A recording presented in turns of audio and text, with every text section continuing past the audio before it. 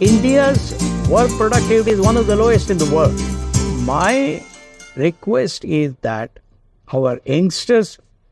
must say, this is my country. I want to work 70 hours a week. ମୂର୍ତ୍ତିଙ୍କର ଷ୍ଟେଟମେଣ୍ଟଟା ଶୁଣିଲ ତ ଏ statement ଶୁଣିଲା ପରେ ତ ମନରେ ରିଆକ୍ସନ କ'ଣ ଆସୁଛି? ଷ୍ଟେଟମେଣ୍ଟ ଦେଖିଲା ପରେ ମତେ ଫର୍ଷ୍ଟ ପଏଣ୍ଟ ମୁଁ କହିବି, ମତେ ଷ୍ଟେଟମେଣ୍ଟ ଦେଖିଲା ପରେ ମୁଁ ବିଲକୁଲ ରାଜି ନୁହଁ। ଯଦି ଆଜ ଏ ପର୍ସନାଲ ଥିଙ୍ଗ କହିବି, ପର୍ସନାଲ ମୋଟିଭ କରିବି, ମାନେ ପର୍ସନାଲି ମୁଁ କିଛି ଯଦି ସଜେଷ୍ଟ କରିବି, ଏଇଟା ମୁଁ କେବେ ହେଲେ ଆପ୍ରୁଭ କରିବିନି କି ଜଣେ 70 ଆୱାର କାମ କରିବା ଦରକାର, ୟଙ୍ଗଷ୍ଟର ମାନଙ୍କୁ 70 ଆୱାର ଖଟିବା ଦରକାର, ଦେନ୍ ଯାକେ ପ୍ରଡକ୍ଟିଭିଟି ଆସିବ। ସେଟା ତ ମୁଁ କେବେ ହେଲେ କହିବିନି କି କାହାକୁ କି ତମେ 70 ଆୱାର ଖଟ କି ଦେନ୍ ପ୍ରଡକ୍ଟିଭିଟି ଆସିବ। ମେନ୍ ଜିନିଷ ହଉଛି ତମେ ଯଦି ଲଙ୍ଗ ଟର୍ମ କାମ କରୁଛ କି 70 ଆୱାର 80 ଆୱାର 100 ଆୱାର କାମ କରୁଛ, ସେଠି ଡଜଣ୍ଟ ମିନ୍ ଦ୍ୟାଟ୍ ତମର ପ୍ରଡକ୍ଟିଭିଟି ଆସିବ। ଏଠି କ୍ୱାଣ୍ଟିଟି ଉପରେ କେବେ ଫୋକସ କରାଯାଏନି କି ତମେ ଯଦି ଅଧିକା ସମୟ ଖଟିବ କି ଅଧିକା ସମୟ ତମେ କାମ କମ୍ପାନୀକୁ ଟାଇମ ଦବ, ସେଠି ତମର ପ୍ରଡକ୍ଟିଭିଟି ଆସିବ। ଯୋଉ କାମକୁ ଆମେ ଘଣ୍ଟାଟେ କରିପାରିବା, ଯଦି ସେଇ କାମକୁ ମୁଁ 5 ଘଣ୍ଟା ନେଇକି କରିବି, ସେଟା କ'ଣ ପ୍ରଡକ୍ଟିଭିଟି କି? କାରଣ ମୁଁ ଏଠି ଟାଇମ ଅଧିକା କମ୍ପାନୀକୁ ଦେଲି, କାମର ସେନ୍ସିବଲ ଟାଇମ ହଉଛି ଘଣ୍ଟାଟେ, କିନ୍ତୁ ସେଠି ମୁଁ ଅନନେସେସରି 4 ଘଣ୍ଟା ଏକ୍ସଟ୍ରା ଦେଲି। ତ ଏଠି ତ ମୁଁ କହିବିନି ନା ମୁଁ ପ୍ରଡକ୍ଟିଭିଟି କାମ କରିଛି କାରଣ ମୁଁ କମ୍ପାନୀକୁ 5 ଘଣ୍ଟା 4 ଘଣ୍ଟା ଏକ୍ସଟ୍ରା ଦେଇଛି। କାମ କ୍ୱାଣ୍ଟିଟି ଉପରେ ଦେଖାଯାଏନି, କ୍ୱାଲିଟି ଉପରେ ଦେଖାଯାଏ। ତ ଏଠି ଯୋଉ ଷ୍ଟେଟମେଣ୍ଟଟା କହିଲେ ସେ ଯେ ମୁଁ ୟଙ୍ଗଷ୍ଟର ମାନଙ୍କୁ କହୁଛି ଯେ ସେ 70 ଆୱାର କାମ କରନ୍ତୁ, 70 ଆୱାର କାମ କଲେ ପ୍ରଡକ୍ଟିଭିଟି ବଢିବ, ମୁଁ ଟୋଟାଲି ଏଟାକୁ କହିବି ଯେ ଭେରି ରଙ୍ଗ ଷ୍ଟେଟମେଣ୍ଟ। ମୁଁ ଜାଣିନି ସେ କ'ଣ ତାଙ୍କ ମାଇଣ୍ଡରେ ଅଛି, ମୁଁ ତ ଜଜ୍ କରିବାକୁ ଚାହୁଁନି କାରଣ ସେ ବହୁତ ବଡ ଲୋକ। କିନ୍ତୁ ମୁଁ ଏଠି କହିବି ଯେ କରେଣ୍ଟ ସିନାରିଓ ଅନୁସାରେ ଯଦି ତମେ ଏମ୍ପ୍ଲୟିକୁ ରିଲାକ୍ସ ଦବ, ଏମ୍ପ୍ଲୟିକୁ ଯଦି ତମେ କାମ କରିବାର ଗୋଟେ ଇଣ୍ଡିପେଣ୍ଡେନ୍ସି ଦବ, ପ୍ରଡକ୍ଟିଭିଟି ବହୁତ ବଢିବ। ଯଦି ସେମାନଙ୍କୁ ରିଲାକ୍ସେସନ ଦିଆଗଲା, ବଡ ବଡ କମ୍ପାନୀ ମାନଙ୍କରେ ଏବେ 4 days ୱାର୍କିଂ ଆୱାର ଅଛି। କାହିଁକି? ସେମାନେ ଜାଣିଛନ୍ତି ଯେ ଯଦି ଏମ୍ପ୍ଲୟିକୁ ଆମେ ଟିକେ ରିଲାକ୍ସ ଦବା, ସେ ଯଦି ସେ ରିଲାକ୍ସେସନ ହେଲା, ସେ ଭଲରେ ମାଇଣ୍ଡକୁ କୁଲ କରି ସେ କାମ କରିପାରିବ। ଆଉ ଯଦି ତମେ ସେଇଠି ବର୍ଡନ ଦବ, 3 ଘଣ୍ଟା ଜାଗାରେ 6 ଘଣ୍ଟା କାମ କରିବ, 10 ଘଣ୍ଟା କାମ କରିବ, ତାର ଉଲ୍ଟା ପ୍ରଡକ୍ଟିଭିଟି ଡାଉନ ହବ। ତ ଏ ଷ୍ଟେଟମେଣ୍ଟ ଡେଫିନେଟଲି ଆରମ୍ଭରୁ ହିଁ ଡିସକ୍ୱାଲିଫାଇ ହଉଛି। 70 ଆୱାର କାମ କଲେ ମାନେ 70 ଆୱାର ମାନେ ଆପଣ ବୁଝିପାରୁଛନ୍ତି ତ? ପର ୱିକ୍ 70 ଆୱାର ମାନେ ତମକୁ ପର ଡେ 12 ଘଣ୍ଟା ଦବାକୁ ପଡିବ। 14 ଘଣ୍ଟା, 12 ରୁ 14 ଘଣ୍ଟା ଦବାକୁ ପଡିବ କମ୍ପାନୀକୁ। ଗୋଟେ ଆମ ସମସ୍ତଙ୍କୁ 24 ଘଣ୍ଟା ମିଳିଛି, 24 ଆୱାର ଷ୍ଟିପୁଲେଟେଡ ଟାଇମ। 24 ଘଣ୍ଟାରୁ ତମେ 12 ଘଣ୍ଟା ଦେଇଦେଲ, ଆଉ 10 ଘଣ୍ଟା ଭିତରେ 8 ଘଣ୍ଟା ଶୋଇଲ, ତାହେଲେ ତମେ 2 ଘଣ୍ଟା ଭିତରେ ତମେ ନିଜକୁ ମି ଟାଇମ ଦବ କେତେବେଳେ? ଡେଲି କାମ କରିବ, ତମ ଫ୍ୟାମିଲିକୁ ଦେଖିବାର ଅଛି। ସେଟା ତମେ କରିବ କେମିତି? ଆଉ ସେଠି ତ ଗୋଟେ ମଣିଷ ଅଧିକା ଫ୍ରଷ୍ଟ୍ରେଟ ହବ। ଆଉ ଇଏ ଯୋଉ ଷ୍ଟେଟମେଣ୍ଟ ଯୋଉମାନେ ଆପ୍ଲିକେବଲ ହଉଛନ୍ତି ଯେ 70 ଘଣ୍ଟା ଆମେ କାମ କରିଦବୁ, ତାହେଲେ ସେମାନେ ଇଦର ତାଙ୍କର ଫ୍ୟାମିଲି ନଥିବ, ସେମାନେ ଫ୍ୟାମିଲି ସହିତ ରହୁନଥିବେ, ନହେଲେ ଦେ ଆର୍ ବିଲଙ୍ଗସ୍ ଟୁ ଅଦର ପ୍ଲାନେଟ, ସେମାନେ କୋଉ ମାର୍ସରୁ ଆସିଛନ୍ତି କି କୋଉ ଗୋଟେ ଅଲଗା ଗ୍ରହରୁ ଆସିଛନ୍ତି। ଅବଭିୟସଲି କାରଣ 12 ଘଣ୍ଟା ଯାହା କହିଲ ଆକ୍ଚୁଆଲି ଠିକ କହିଲ। 12 ଘଣ୍ଟା ଯଦି ତମେ ୱାର୍କିଂ ଆୱାର୍ସ ରହିଲା ପର ଡେ, ସେଥିରୁ ଆଉ ତାପରେ ରହିଲା 12 ଘଣ୍ଟାରୁ 24 ଘଣ୍ଟାରୁ 12 ଘଣ୍ଟା ଗଲା, ତ ରହିଲା 12 ଘଣ୍ଟା। ସେଥିରୁ 8 ଘଣ୍ଟା ଯଦି ତମେ ରେଷ୍ଟ କଲ, ବାକି 4 ଘଣ୍ଟାରେ ତମେ କରିବ କ'ଣ? ଅବଭିୟସଲି ନା, ତମେ ଯଦି 12 ଘଣ୍ଟା କାମ କରିବ, 8 ଘଣ୍ଟା ତ ମିନିମମ୍ ଶୋଇବ ନା। 8 ଘଣ୍ଟା ନ ଶୋଇଲେ ତମ ବଡି ସପୋର୍ଟ କରିବନି, ଓଲଟା ତମକୁ ଦେହ ଖରାପ ହେଇଯିବ। ତ 8 ଘଣ୍ଟା ଶୋଇଲା ପରେ ଓନ୍ଲି ଆଉ 2 ଘଣ୍ଟା ବସିଲା, ତମେ ତମ ନିଜ କାମ କେମିତି କରିବ, ତମ ଫ୍ୟାମିଲିକୁ ଦେଖିବ, ତମ ପିଲା ଛୁଆ ଯଦି କିଏ ଫ୍ୟାମିଲି ମେମ୍ବର ଥିବ, ତ ପିଲା ଛୁଆ ଦେଖିବ, ବାପା ବୋଉଙ୍କୁ ଦେଖିବ, ତାର ନିଜ ସହିତ ବି କିଛି ଟାଇମ ସ୍ପେଣ୍ଡ କରିବ, ତା ସାଙ୍ଗମାନେ ଅଛନ୍ତି, ତ ଏସବୁ ଜିନିଷ ପାଇଁ ଅଛି ନା। ଦିସ୍ ଇଜ ଅଲସୋ ଇମ୍ପୋର୍ଟାଣ୍ଟ ନା, କାମ ହିଁ ସବୁ ଜିନିଷ ନୁହଁ ନା ଆମ ଲାଇଫରେ। ତ ତାକୁ କେମିତି ହ୍ୟାଣ୍ଡେଲ କରିବ, ସେଇଠି ସେ ଯୋଉ ନାରାୟଣ ମୂର୍ତ୍ତି କହିଲେ ସେଟାକୁ ବି ସେ କହିବା କଥା କି 14 ଘଣ୍ଟା କାମ କର, ଆଉ ଯୋଉ ତମର ଫ୍ୟାମିଲି ଟାଇମିଂକୁ ବି ତମେ ଦିଅ। କିନ୍ତୁ କୋଉଠୁ ଆଣିବେ? 24 ଘଣ୍ଟା ତ ଅଛି, କୋଉ ଜାଗାରୁ ଆଣିବ ଟାଇମ? ତ ସେଇଟା ମୋର ମାନେ ମୁଁ କହିବି ଷ୍ଟେଟମେଣ୍ଟ। ମୋର ଆଉ ଗୋଟେ କ୍ୱେଶ୍ଚନ ଅଛି ଯେ ତମର ତ ମ୍ୟାକ୍ସିମମ୍ କର୍ପୋରେଟ କମ୍ପାନିଜରେ କାମ କରିଛ, ଅଲମୋଷ୍ଟ 10-12 ବର୍ଷର ଏକ୍ସପିରିଏନ୍ସ ହେଇସାରିଲାଣି। ତ କୋଉ କମ୍ପାନୀରେ ଏମିତି ପଲିସି ବାହାରିଲା during your working hours, working period, କି 8 ଘଣ୍ଟାରୁ 12 ଘଣ୍ଟା 13 ଘଣ୍ଟା ମ୍ୟାଣ୍ଡେଟରୀ ୱାର୍କିଂ ଆୱାର୍ସ କେବେ କରାହେଇଛି? ଏମିତି ବି ଆମେ କାମ କଲେ ବେଳେ ବେଳେ ତ 12 ଘଣ୍ଟା 13 ଘଣ୍ଟା କାମ କରିଦଉ, ଦରକାର ପଡିଲେ ଅଧିକା କରିଦଉ। ସେଟା ତ, କିନ୍ତୁ ମ୍ୟାଣ୍ଡେଟରୀ ଏମିତି କେବେ କେହି କରିଛନ୍ତି କୋଉ କମ୍ପାନୀ? ନାଇଁ, ସେମିତି କୋଉ କମ୍ପାନୀ କରିନି until and unless ମୁଁ ଏବେ ରିସେଣ୍ଟଲି 2ଟା କମ୍ପାନୀ ନାଁରେ ଶୁଣିଲି। ମୁଁ ନାଁଟା ନବାଟା ଠିକ ହବନି, ସମସ୍ତେ ଜାଣିଛନ୍ତି ସେ ଦିଟା कंपनी जड़े सीओ कहला जे तमे 14 घंटा काम कर आउ जड़े सीओ कहला जे संडे कहीं काम को घरे रहीच फैमिली मेंबर मुह देखि देखि केते देखिबो मु भी काम करछि संडे आज सीओ से कहउचंती जे मु संडे काम करूछि तमे भी काम कर तमे भी आसी संडे रे काम कर तो तादे डिफरेंट डिफरेंट फैक्टर अछि से डिस्कशन मु आगु करबी किंतु से जो जिनसटा जो एवे जो दी जण कहिले मु तो केबे देखिनी हां मु निजे काम कला बेले गोटे गोटे राति भी ऑफिस रे रही जाईछि वो काम को सारिबा पई कि हमकु स्ट्रेच करिया पड़े किंतु कंपनी फोर्सफुली हमकु कहिनी कि तमे 14 घंटा काम करिया पड़िबो जदि न करिलो ताले तमर सैलरी कटिबो कि समथिंग एल्स एमिति एमिति कहीं फोर्स करिना मो वर्किंग आवर भितरे तो सेमिति भी जदि इंडिया रो प्रोडक्टिविटी देखा जाउची जे सेटा एक्चुअली लो भी अछि फोर्स रो गोटे रिपोर्ट रे मु देखिली जोटे कि इंडिया रो प्रोडक्टिविटी लो अछि as compared to other countries Bangladesh रो सबुटु तळे अछि ता ऊपरे जस्ट ता ऊपरे इंडिया अछि तो तो जदि से रिपोर्ट को भले देखिबे ना सेथिरे जापान 5th नंबर रे अछि प्रोडक्टिविटी रे हला कि तो जापान रो लेबर लॉ हिसाब रे मु लेबर लॉ देखली जा सेथिरे 40 टू 44 आवर्स तमे मैक्सिमम काम करि परिबो एग्जैक्टली जापान भी फॉलो करे से रूल एंड किछि किछि न्यूज रे हमें देखिले कि को कंपनी जापानीज रे 4 डेज अ वीक काम स्टार्ट करले वर्किंग आवर्स काम स्टार्ट करले तो तो सेमानकर भी तो सेम ना they are not also following 70 hours तांकर भी काम से माने फॉलो करछन्ती सेतरे भी सेमानकर 40 आवर्स काम करी कि भी सेमानकर प्रोडक्टिविटी नो टॉप 5 रे अछि जापान रो हां मु एई पॉइंट भलो पॉइंट आपन कहले मु कहिबी जापान रो वर्किंग कल्चर बहुत टफ जदि आपन कोनो जापानीज कंपनी रे काम करथिबे कि कोनोसी जदि आपन कलीग्स वगैरह कि जापानीज कंट्री रे काम कंपनी रे काम करछि तांको पचारिबे तांकर काम केते टफ तांकर काम सहित तांकर अलगा मैनेजमेंट काम भी रही थाए तांकर रूल्स एंड रेगुलेशन भी थाए से माने सेगुडा सब बहुत टफ फॉलो करंती तमे 10टा बेले ऑफिस माने तमे 10टा बेले आसीबो तमे 11टा रे आसी परिबोनी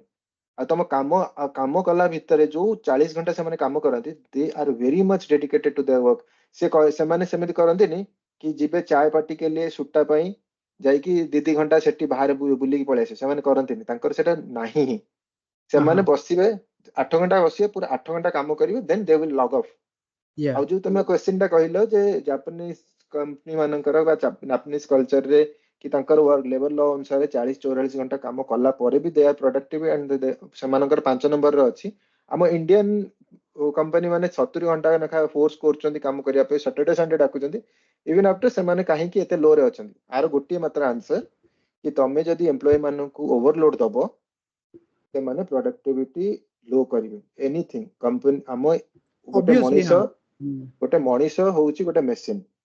ता ब्रेन ता होउची गोटे मशीन तो गोटे मशीन टा को तमे जदि अत्यधिक चलेइबो बा बिल्कुल न चलेइबो बोथ वे प्रॉब्लम तमे कोन तमरो प्रॉफिट पई और नॉन प्रॉफिट ऑर्गेनाइजेशन तांको निजेर प्रॉफिट पई तांको निजे प्रॉफिट पई से कोन करचंती ना एम्प्लॉय मानको को बहुत लोड दउचंती भाबुचंती जे एम्प्लॉय माने बहुत लोड करले काम करले अधिका तांको प्रोडक्टिविटी तांकर सामाने गेन करि परिबे किंतु सेटा फॉल्स सेटा भूल जदि सेटा हेइ थांदा तले इंडिया टॉप रे थांदा यूएस टॉप रे न थांदा काई इंडिया लास्ट रे काई कि कारण से माने बहुत जेतु लोड दउचंती एम्प्लॉय मानको प्रोडक्टिविटी डाउन होची दे आर नॉट मोटिवेटेड से माने मोटिवेटेड नो से माने करिवे भी कोन तांको बगता एक बेनिफिट रिलेटेड ऑप्शन नहीं राइट राइट आ गोटे कथा पॉइंट मु ऐड करिया चाहूची जदि एटा क्वेश्चन उठिची एटा जानिथिबे इंडियन एम्प्लॉय माने सबुठारो लो पेड एम्प्लॉय आ एटा गोटे फॉरेन कंपनी रो सीईओ कहिथिला त ना भी मु नौनी तो फॉरेन कंपनी गोटे सीईओ कहिथिले Indian employees are very low paid employee सेमान को लो पे पेमेंट दउचंती अधिया काम करौचंती लो पेड काहे की there are lot of dependencies in Indian family तबे जानिथियो बहुत डिपेंडेंसीज अछि बहुत गुडे माने प्रॉब्लम थाए से माने घर छाडी के आसी काम करत मु निजे कहूची मु जेतले जॉब करली मु घर छाडी जाईथिली घर छाडी जिबार कारण होउची कारण मो पकर आ किछि सोर्स ऑफ इनकम नथिला I have to take that risk तो सेथि लगी से माने बाहर को जाउचंती बाहर को गला परे से माने कंपनीज माने आजिकली कंपनी माने से भलर जानिचंती जे ए जो लोक माने आसीचंती ए जो पिला माने आसीचंती कैंडिडेट माने आसीचंती तांको पकर सोर्स ऑफ इनकम आउ किछि नाही से माने मुंडा नॉइंग के एठी काम करिवे तापरे माने कोन गोटे चलैचंती मोनोपोली चलैचंती गोटे जेमिति हिटलर चलैथिला ସେଇଭଳିଆ ଚଲେଇଛନ୍ତି ଯେ 70 ଘଣ୍ଟା କାମ କର 80 ଘଣ୍ଟା କାମ କର, ଯଦି ନ କରିବ ତମକୁ ବାହାର କରିଦବୁ, ତମେ ଯଦି ସଟରଡେ ସଣ୍ଡେ ନ ଆସିବ ଦେନ୍ ତମକୁ ଆମେ ଲୋ ପରଫର୍ମାନ୍ସ ଦେଇକିନି ଆମେ ବାହାର କରିଦବୁ। ଆଉ ଏସବୁ ଜିନିଷ ଡରିକିନି ଗୋଟେ ଏମ୍ପ୍ଲୟି ତ ଆସିବ, କାରଣ ତାର ଫ୍ୟାମିଲି ତା ଉପରେ ଚାଲିଛି, ତା ସାଲାରୀ ଉପରେ। obviously ହଁ ତ ଏଇ ଜିନିଷ ଯଦି ତମେ ଲୋଡ ଦବ, ଏମ୍ପ୍ଲୟି କେବେ ହେଲେ ଭଲ ପରଫର୍ମାନ୍ସ କରିବେନି। ତମେ ଯଦି ଗିଫ୍ଟ ଦବ, ପ୍ରଥମେ ଆଉ ଗୋଟେ ଜିନିଷ କହୁଛି, ଏବେ କମ୍ପାନୀ ମାନଙ୍କରେ କଣ ଥିଲା, ପ୍ରଥମେ କମ୍ପାନୀ ମାନଙ୍କରେ ଥିଲା ଦୀପାବଳି ହଉ କି ଗୋଟେ କୌଣସି ଫେଷ୍ଟିଭାଲ बर्थडे ଟାଇମ ରେ हो ହଉ, कि मैरिज हला हाँ सेतरे मिलितला एक्चुअली इनसेंटिव्स ଫେଷ୍ଟିଭାଲ मिले ଟାଇମ, गिफ्ट्स ହଁ आसे एक्चुअली ବର୍ଥଡେ एटलीस्ट थोड़े स्वीट्स पैकेट्स भी आसे ହଁ ବର୍ଥଡେ ମ୍ୟାରେଜ ତ ଗୋଟେ ନିଜର ପର୍ସନାଲ ହେଇଗଲା, କିନ୍ତୁ ଯଦି ଆମର ଗୋଟେ ଫେଷ୍ଟିଭାଲ ହଉ ଯେମିତି ଦୀପାବଳି ହଉ ଦୁର୍ଗା ପୂଜା ହଉ, ना मते ସେତେବେଳେ एक्चुअली କମ୍ପାନୀ ତରଫରୁ मते मिली छी मो बर्थडे रे भी मते मिलिला जेतेबेले मु ହୁଁ मोर कंपनी गोटे ना नबे चाहुनी ହୁଁ से कंपनी ऑलमोस्ट मो पुराना पूर्व कंपनी ही कहूची से कंपनी मैरिज पाई कि मते गोटे कैश इंसेंटिव आस्तला एंड से कंपनी रो ହୁଁ पॉलिसी अछि ହୁଁ एनी ହୁଁ एम्प्लॉई गेट मैरिड मैरिज कले ना तो तेमनकु कुछ गोटे इंसेंटिव आसे कैश ହୁଁ इंसेंटिव ହୁଁ और सेटा एमती ହୁଁ नॉर्मल इंसेंटिव्स भी नतला सेटा मिनिमम मतलब 5000 टंका रो गोटे इंसेंटिव्स आस्तला ହୁଁ सेटा कि गोटे କିଛି ବି छोटो नुहे दैट्स नॉट अ छोटो माने एते भी बड़ नुहे कि तो छोटो नुहे बट सब्सटेंशियल अमाउंट एही ଗୋଟେ କିଛି ତ ଆସେ। ଏବେ ସେମାନେ କଣ କରିଛନ୍ତି ନା ଦୀପାବଳି ହଉ ଦୁର୍ଗା ପୂଜା ହଉ କୌଣସି ବି त्योहार ହଉ, ସେମାନେ ସେଟା ଗିଫ୍ଟ ଟା ଦବା ହିଁ ବନ୍ଦ କରିଦେଇছে। ମାନେ ସେମାନେ ଏମ୍ପ୍ଲୟି ମାନଙ୍କୁ ଖଟେଇବେ, हां ଏମ୍ପ୍ଲୟି ମାନେ କାମ କରିବେ, କିନ୍ତୁ ଇନ ରିଟର୍ନ ଯେତେବେଳେ କମ୍ପାନୀକୁ ଦବା ଟାଇମରେ ଆସିବ, ସେ କିଛି ସେଗୁଡା ଶୁଣୁନାହାନ୍ତି, ଗୋଟେ ଇମେଲ ସେଣ୍ଡ କରିଦଉଛନ୍ତି, happy Deepavali yeah happy Durga Dussehra, that's ଇଟ୍। ସେ ଜିନିଷ ବି ବନ୍ଦ କରିଦେଇଛନ୍ତି। ଆଉ ତାପରେ ଇନ ରିଟର୍ନ ପ୍ରଡକ୍ଟିଭିଟି ପାଇଁ ଡିମାଣ୍ଡ କରୁଛନ୍ତି। କୋଉଠି ମୋଟିଭେସନ କୋଉଠି ଆସିବ ଏମ୍ପ୍ଲୟିର ପ୍ରଡକ୍ଟିଭିଟି ଦେଖିବା ପାଇଁ? तार मोटिवेशन आसीबो भी केमिति जदी गोटे नॉर्मल कंपनी रे गोटे नॉर्मल कंपनी रो एंड एम्प्लॉइज नॉर्मल एम्प्लॉइज रो एक्सपेक्टेशन केते बेले थाए वर्षक रे थरे एक्सपेक्टेशन थिवो तार इंक्रीमेंट रे एंड ହୁଁ गोटे कंपनी रो एक्सपेक्टेशन एम्प्लॉय रे केते बेले थाए 365 दिन तार एक्सपेक्टेशन थिवो ना ହୁଁ एम्प्लॉय सब काम करिवो जहां भी ताको असाइन करा हबो एग्जैक्टली 365 दिन रो एक्सपेक्टेशन गोटे एम्प्लॉय ऊपर रखुचो आ तमे जते बेले डेलीवरी करूचो गोटे एम्प्लॉय रो एक्सपेक्टेशन वर्षकु थरे आसुची केते इंक्रीमेंट 3% 4% 2% जणे जणे गोटे गोटे कंपनी तो एक कथा भी कहउचंती जे ए वर्ष हमर लॉस ହେଇଛି, ए वर्ष हमर लॉस ହେଇଛି तो इंक्रीमेंट हबन, एटा इंक्रीमेंट कोनोसी एम्प्लॉय को मिलेनी, एमिति कहि कि जो इंक्रीमेंट जो भी प्रॉफिट ता सेमाने ताकर हायर मैनेजमेंट रे बांटी दउचंती। नहले गोटे काम गोटे पिला डेली सैलरी पाउची, से बस रे आसुची, ସେଇଠି ଗୋଟେ सीईओ हो कि गोटे मैनेजर हो से कार रे आसुची कोठु, जदि कंपनी रो लॉस ହେଇଛି तो सब गोटे मैनेजर भी तो एम्प्लॉय ना, तो से जो गोटे कार अफोर्ड करि पारछ ऑडी बीएमडब्ल्यू, किंतु गोटे एम्प्लॉय जे काम करूची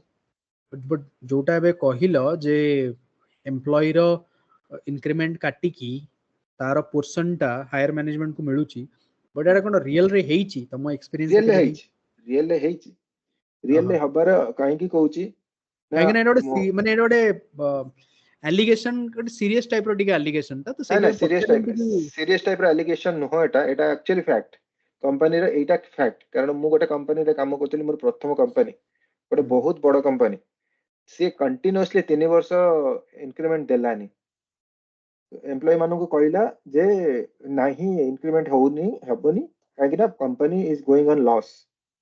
जदि कंपनी लॉस अछि तले से शेयर मार्केट रे मुझे आमे जेतबे तार शेयर मार्केट शेयर देखिलु, त शेयर सब टॉप रे अछि,